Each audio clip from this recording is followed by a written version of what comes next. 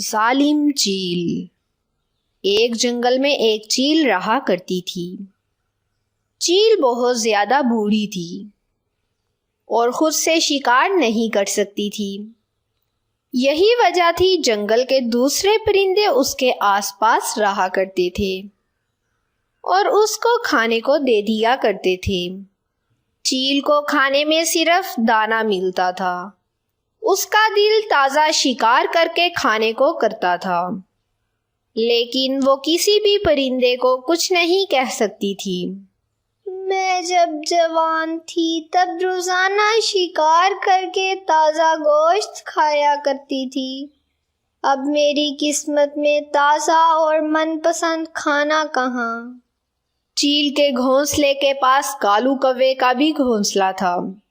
کالو کے 2 چھوٹے اور معصوم بچے بھی تھے۔ کالو کوا چیل کا بہت دھیان رکھتا تھا اور اس کو کھانے کو بھی دیا کرتا تھا۔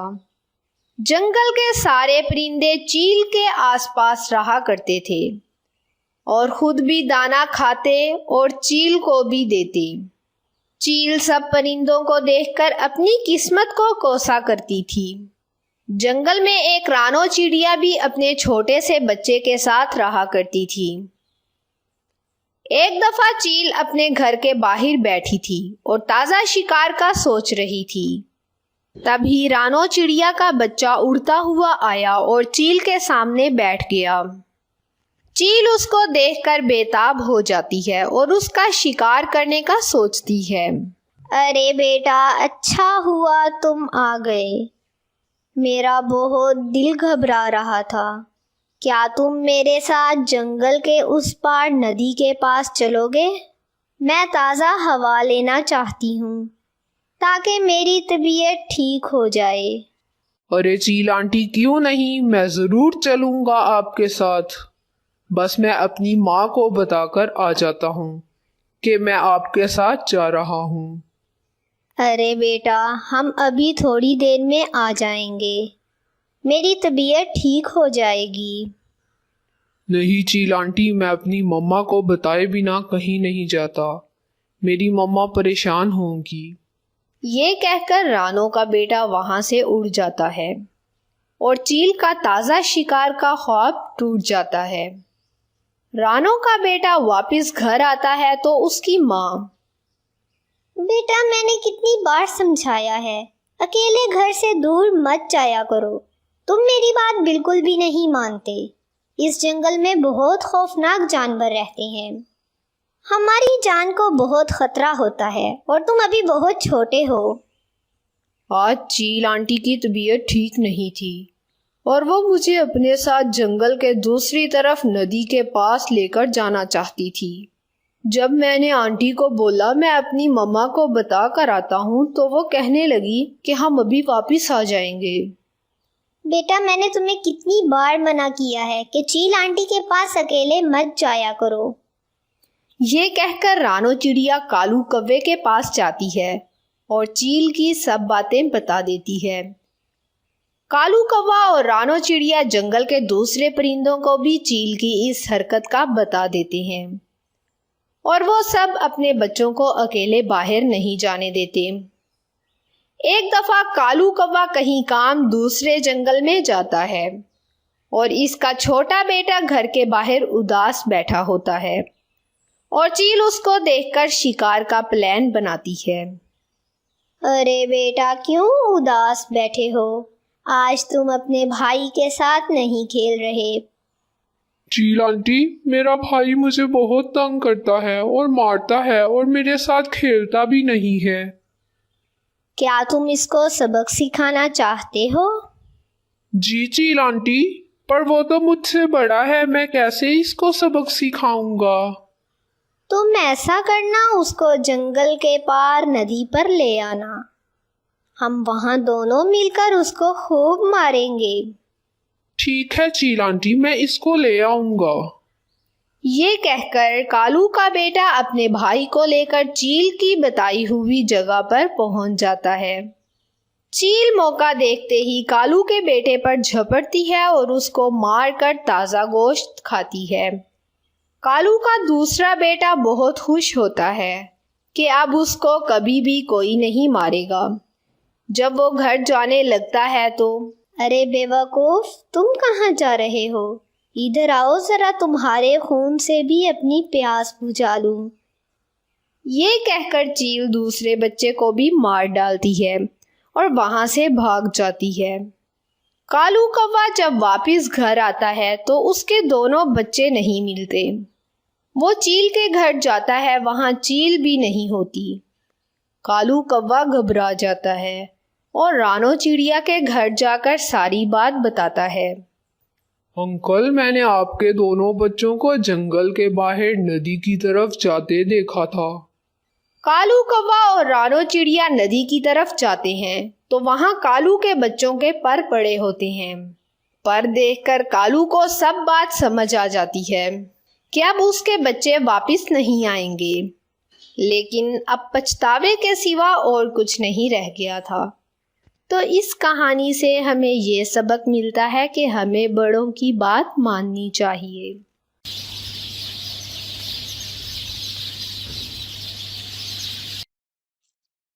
مانو چڑیا کا شوہر ایک حادثے میں مر جاتا ہے۔ تب سے آفت کے پہاڑ مانو چڑیا پر ٹوٹ پڑتے ہیں اور حالات ایسے ہوتے ہیں کہ مانو چڑیا کو 2 وقت کا کھانا بھی بہت مشکل سے ملتا ہے۔ مانو چڑیا کا بیٹا اب بڑا ہو گیا تھا اور اس کی نت نئی فرمائشیں ہر وقت مانو چڑیا کو پریشان رکھتی تھیں۔ دور کسی جنگل میں مانو چڑیا اپنے بیٹے منو کے ساتھ رہتی تھی۔ مما کیا اس دفعہ بھی میرا برتھ ڈے گھر پر ہی منائیں گے اور ہمارے گھر جنگل کا کوئی دوسرا پرندہ نہیں آئے گا؟ کیا اس دفعہ پھر مجھے کیک نہیں ملے گا؟ کیا اس دفعہ پھر مجھے میرے برتھ ڈے پر کھلونے نہیں ملیں گے؟ منو بیچارہ ایک سانس میں پتہ نہیں کیا کچھ بولتا چلا گیا اور مانو چڑیا اپنے بچے کی معصوم فرمائشیں سن کر پریشان ہوتی رہی۔ منو بیٹا، آپ کو تو پتہ ہے کہ ہم کتنے غریب ہیں۔ ہم تو 3 وقت کا کھانا بہت مشکل سے کھاتے ہیں۔ میں آپ کے لیے کیک اور کھلونے کہاں سے لاؤں گی؟ منو اپنی ماما کی باتیں سن کر غصے میں گھر سے نکلتا ہے اور ندی کے کنارے جا کر بیٹھ جاتا ہے۔ ہم کیوں غریب ہیں؟ ہم کیوں برتھ ڈے کا سامان نہیں خرید سکتے؟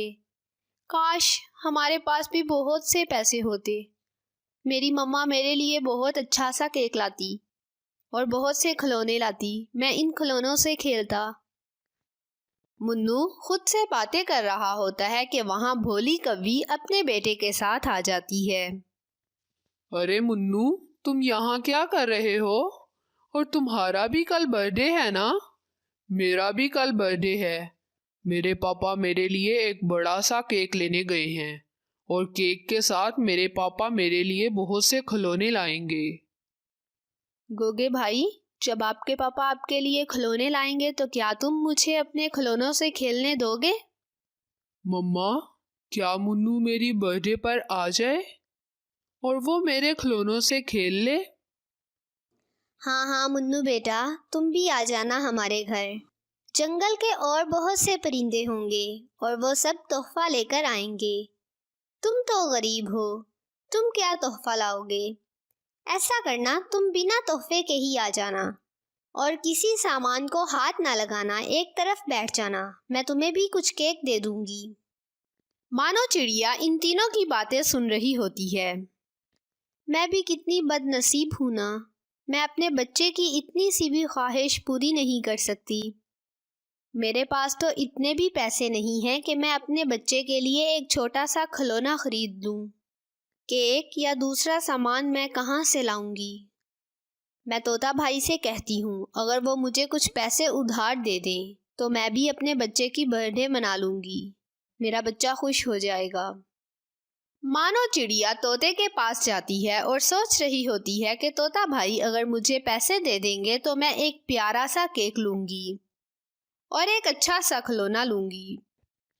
طوطا بھائی، مجھے آپ سے ایک کام ہے، میں بہت امید سے آپ کے پاس آئی ہوں۔ آپ کو تو پتہ ہے کہ میرا شوہر نہیں ہے، میرے بیٹے کی برتھ ڈے ہے کل، مجھے اپنے بیٹے کے لیے کیک لینا ہے۔ اگر آپ میری کچھ مدد کر دیں تو آپ کی بہت مہربانی ہوگی۔ جاؤ جاؤ اپنا کام کرو، پتہ نہیں کہاں کہاں سے منہ اٹھا کر آ جاتے ہیں۔ کسی کے پاس 2-4 پیسے دیکھے نہیں اور چلے آئے مانگنے۔ چلی جاؤ یہاں سے، میرے پاس کوئی پیسے نہیں ہیں۔ مانو چڑیا طوطے کی باتیں سن کر بہت مایوس ہو جاتی ہے اور ندی کے کنارے جا کر بیٹھ جاتی ہے۔ اے میرے خدا، مجھے کیوں اتنا غریب پیدا کیا؟ میں نے تو ہمیشہ محنت کی ہے، کبھی کسی کا حق نہیں کھایا، پھر بھی آج میرے پاس اتنے پیسے نہیں ہیں کہ میں اپنے بچے کی ایک معمولی سی خواہش پوری کر دوں۔ مانو چڑیا بیٹھی خود سے باتیں کر رہی ہوتی ہے کہ اچانک ایک آواز آتی ہے۔ مانو چڑیا، آپ بالکل بھی پریشان نہ ہونا، میں آپ کے ساتھ مل کر آپ کے بیٹے کا برتھ ڈے خوب جشن سے مناؤں گی۔ میں سمجھی نہیں آپ کی بات، اور میں آپ کو جانتی تک نہیں۔ پھر آپ کیوں میرے بیٹے کا برتھ ڈے مناؤ گے؟ کون ہو تم اور کہاں سے آئی ہو؟ مانو چڑیا، میرا نام پنکی چڑیا ہے، اور جب آپ طوطے سے پیسے مانگ رہی تھی تب میں وہاں ساتھ ہی بیٹھی ہوئی تھی۔ میں نے آپ کی اور طوطے کی سب باتیں سن لی تھیں، میں وہاں سے ہی آپ کے پیچھے آئی ہوں۔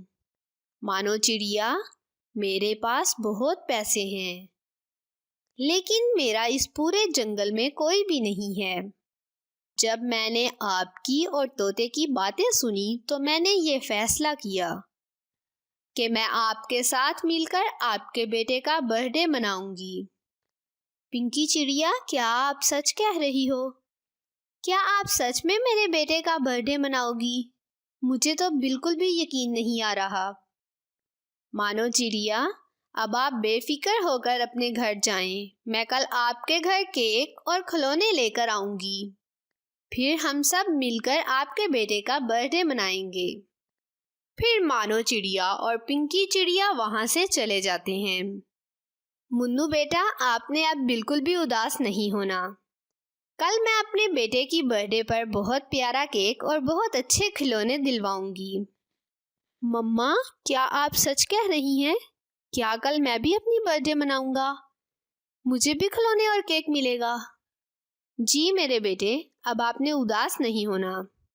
اگلے دن پنکی چڑیا بہت ہی خوبصورت کیک اور بہت پیارے پیارے کھلونے لے کر مانو چڑیا کے گھر آ جاتی ہے۔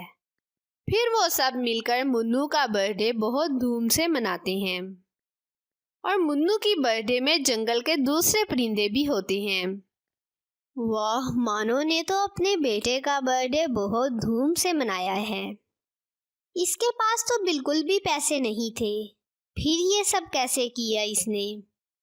بھولی بہن، شاید آپ کچھ بھول رہی ہیں، خدا امیر غریب کو نہیں دیکھتا اور کوئی نہ کوئی وسیلہ بنا ہی دیتا ہے، اور جو جس کے نصیب میں ہوتا ہے وہ اس کو ضرور مل کر رہتا ہے۔ اس کہانی سے ہمیں یہ سبق ملتا ہے کہ ہمیں امیری کے نشے میں مغرور نہیں ہونا چاہیے، اور اگر کوئی ضرورت مند آپ کے دروازے پر آ جائے تو اس کی مدد ضرور کریں۔